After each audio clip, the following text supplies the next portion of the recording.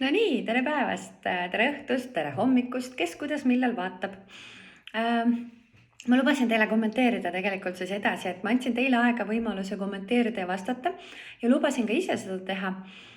Seda siis sellel teemal, et kui meile lubavad mingid toredad kaalulangetusprogrammid või muud mingid väga kiired kaalulangetust, et mis see siis tähendab tegelikkuses.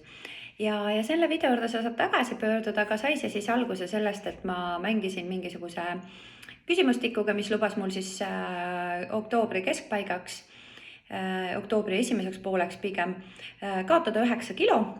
Ja seda siis olukorras, kus me ei räägi enam selles osas ülisuurest algpunktist, ehk et meil võib olla vahel nii, et kui on väga suur ülekaal või rasvumine, siis alguses võibki kaal langeda väga kiiresti. Küll aga mina olen täna vähem kui 1 kilo kaugusel normaalkaalu ülemisest piirist, mis tähendab seda, et selline väga kiire kaalulangus on võimalik, aga see on siis seotud oma riskidega ja mina oma kehale seda kindlasti teha ei taha. Toitumisnõustajatena me ütleme, et selline kuni 500 grammi nädalas on siis selline, ütleme siis pigem ülempiir, aga on täiesti normaalne, kui sa oled juba kaalu mingi aja langetanud, kui sul on olnud väga suur ülekaal ja sul ei lähe ka 500 grammi nädalas, isegi ka 500 grammi kuus võib olla väga hea kaalulangus. Mingil hetkel me jõuame punkti, kus ei olegi kaalu vaja langetada, aga need on juba hoopis teised jutud. Pidime siis rääkima täna sellest, et kuidas need programmid on üles ehitatud. Nad on tihtilugu üles ehitatud tugevale kaloraaži miinusele. Jah, me siinkohal täna ei maandu üldse sellesse teemasse, et kaloril ja kaloril on vahe ja kas üldse on mõtet kaloreid lugeda. Mina tegelikult igapäevaselt ei loe üldse kaloreid, ma ei kaalu, ei grammi mitte midagi ja ei grammita siin midagi, ütleme nii, ja ma oma klientidele ka ei soovita. Ehk mõistlik on ikkagi viia sisse sellised harjumused ja sellised toitumisharjumused, elustiiliharjumused, mis toetavad mu keha igapäevaselt. Ja ma ei pea selleks ennast meeletult piirama ja nii nagu siin oli juttu, kui tahan, söön kooki ka, aga loeb see, mida me teeme suuremas ajast. Nüüd setpointi teooria, millest ma täna räägiksin hea meelega, et setpoint on selline punkt, mida meie keha salvestab ja set ehk siis nii-öelda salvestuspunkt. Ja kui me nüüd sellise väga suure kaloraaži miinusega väga kiiresti langetame kehakaalu, siis mida saab sõnum meie kehale, on see, et meil on puudujääk. Rääkimata sellest, et meil tekivad ka vitamiinide, mineraalainete, tihtilugu need ei pruugi olla tasakaalus need dieedid, aga kui ta ka on tasakaalus, siis samamoodi võib juhtuda see, et mingeid asju jääb ikkagi puudu, sest kogus on väike ja meie keha ei saa piisavalt, mida ta vajab. Ja nüüd see setpoint tekibki meil teemaks sellepärast, et kui me nüüd viime kehakaalu hästi alla, siis keha saab aru, et näljaperiood. Ja niipea, kui sa nüüd sööd või näiteks sa lõpetad selle programmi ära, siis mis tavaliselt juhtub? Kehakaal tõuseb suhteliselt märkamatult kiirelt tagasi sinna, kus ta oli ja natukene isegi rohkem. Sest kehale oli märk, et näljaperiood oli ja läbi ajaloo on inimkeha jaoks ja üldse inimeste üks suuremaid ohte olnud see, et tekib nälg ja mis keha hakkab tegema, ta salvestab iga kord, kui me oma keha sunniviisiliselt dieediga või sellise madala kalorsusega viime keha sellisesse stressiseisundisse, siis nii kui sa nüüd uuesti sööd ükskõik neid kooke, mingit võib-olla sööd mõne toreda saiakese ja nii edasi, või sa naased ka lihtsalt suuremate portsude peale, kus ei ole võib-olla asjad nii hästi tasakaalus, sööd võib-olla liiga palju süsivesikuterikkaid lisandeid, paned näiteks kartulit või pastat hästi palju ja köögivilju kõike muud vähem, et see toit ei ole enam tasakaalus, siis keha hakkab salvestama rohkem rasvarakkudesse. Rasvarakud kasvavad suuremaks, kehakaal tõuseb uuesti. Ehk et see sama setpoint läheb natuke kõrgemaks. Kuidas nüüd setpointi alla tuua?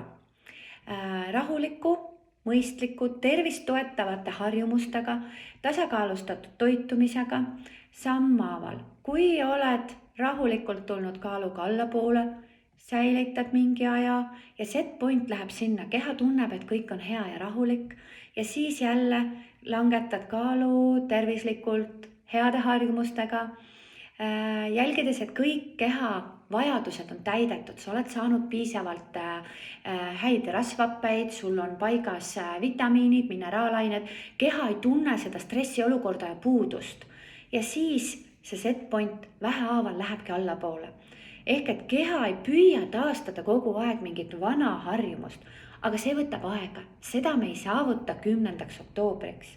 Ehk kui ma täna võtaksin selle programmi ja teeksin selle kuu aega, võtaksid selle, võib-olla isegi ei oleks väga eeskujulik, võtaks isegi rohkem kui selle 9 kilo alla, siis tõenäoline, et ma 3 kuu pärast olen seal normaalkaalu keskel, see tõenäosus on väga väike. See tähendab seda, et tõenäoliselt olen ma tagasi siin, kus ma olen täna ja natuke rohkem.